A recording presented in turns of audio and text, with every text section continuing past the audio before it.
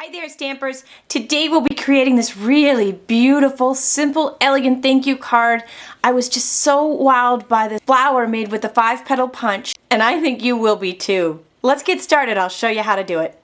For the flower portion, we'll be using Elegant Eggplant, and this is Stampin' Up's textured paper. It has a really cool feel and look to it. We'll take the 5-petal punch, and we want 4 flowers. I always punch out upside down so I can see exactly where I'm punching on the paper. Once we punch them all out, we're just going to take a bone folder and just curl all the edges up. And you'll do this all the way around each flower. Once your 4 flowers have been curled with the bone folder, we're going to attach them together with a little bit of snail in the center. And I'll overlap them as I'm attaching them. This is my 3rd flower going in there. And just curl up those leaves. Oh, it's already looking cool.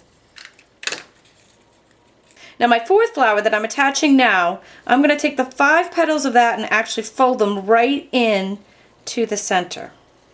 Next I'm going to take the Stampin' Up Fresh Favorites buttons. You'll see these come in some great colors. I'm going to take the smallest of the apricot. Then we'll turn to our friends, the mini glue dots. The mini glue dots come in a roll. They're just little glue dots that you can just stick your small embellishments right to. And then we'll stick that right to the center of our flower so that it holds down the center petals. And that, my friends, is all there is to this flower. How stinking cool was that? Next I'm going to take some Very Vanilla, an Apricot Appeal Classic ink pad, and our For All You Do stamp set. And out of this I'm just going to take the polka dots for our background. We'll stamp that right in the polka dots, and I've already pre-cut this to 1 3/4 to match perfectly, so I'm going to actually rub that right on the stamp so I get it lined up perfect. Ta-da!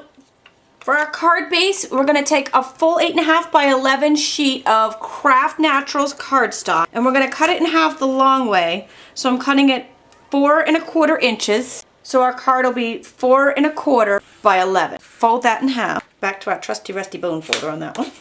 Get a nice crisp line. And then we're going to take this scalloped edge punch. And again, I like to use the punches upside down. The scalloped edge punch does have a guide on the front that you can use, but I still prefer to use this upside down and just line them up. I'm just lining up here with the last punches I had, so our punch is even right across the bottom. Then I'm going to take a mat from our mat pack and our paper piercer and just do a little embellishing on the scallop by just poking a hole.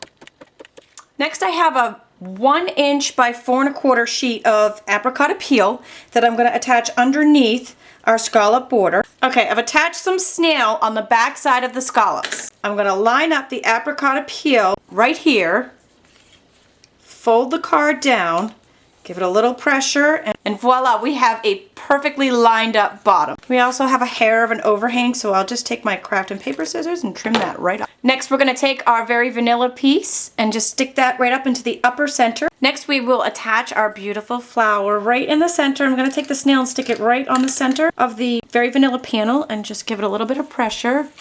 Look at that. This is a tiny little strip of Always Artichoke. It's also the textured cardstock, just because I really like the look of it. It's about 1/4 inch thick and 3 inches long. It's going to go right up underneath our flower, but first we're going to attach some leaves. And I mean leaves of the ribbon kind. So this is the Always Artichoke ribbon, and I'm just going to snip a piece off. I'm going to tie that onto the stem, and I'm going to tie that into a knot. There we go.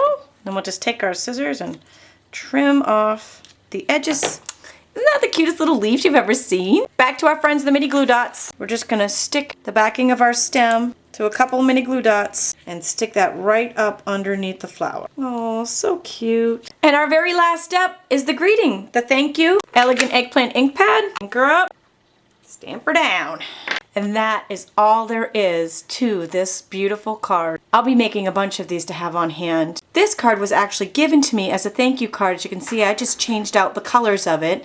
This uses the rich raspberry and the old olive ink together. This was a thank you card that some Stampin' Up! Staff had given to me recently for presenting at an event that Stampin' Up! Did, and I just loved the card so much. I really could not wait to recreate it, and I wanted to do it with some other colors just to show how beautiful it can be in any color. Absolutely love it. I hope you have fun with these. Thanks for joining us today.